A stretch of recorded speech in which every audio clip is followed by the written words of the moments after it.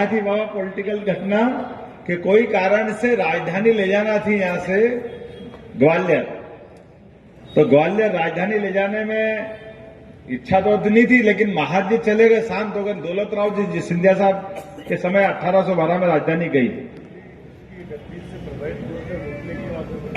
तो उनने क्या समीकरण बनाया, एक तो राजधानी ले गए, दूसरा धीरे से एक मंत्र फूक गया कि भैया यहाँ राजा रात नहीं रहेगा तो परिवार ही नहीं पड़ गया, कोई आएगा ही नहीं दूसरा कब्जा करने के लिए। ये थी उनकी राजनीतिक रणनीति। अब राजनीतिक रणनीति के हिसाब से हमारे भी जाने अनजाने अपन भी कहते राजा रात नहीं देगा, राजा रात नहीं देगा। अरे राजा तो बाबा महाकाल है, हम तो सब बेटे हैं उनके, क्यों रात नहीं देंगे।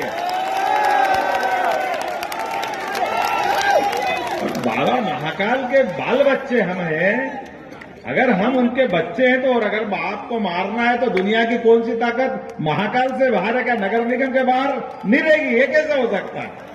बाबा महाकाल नगर निगम तक ही रहेंगे, ये कौन सी बात? ब्रह्मांड में कहां कोई बच सकता है? बाबा महाकाल ने अगर टेढ़ी निगाह कर ली तो बाबा तो जन्म देने वाले हैं, आशीर्वाद देने वाले हैं। इसलिए बाबा ने कहा डरो मत, तुम्हारे उज्जैन में ही दे देता हूं तो झंझट ही खत्म। आप यही गाय का डर है यार। उन्होंने कहा बाबा को ये लोगों का डर मिटाना है।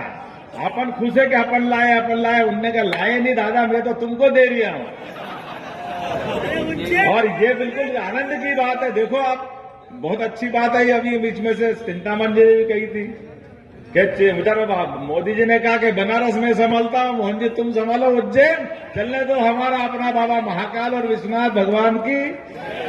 और हमने तो ये सिलसिला चालू रखा है, आज नहीं पिछले 5 साल से हमारी दोनों की बनारस और उज्जैन की एक दोस्ती चल रही है। वो अयोध्या में दीपक का रिकॉर्ड तोड़ते तो हम शिवरात्रि में रिकॉर्ड उज्जैन में तोड़ देते हैं।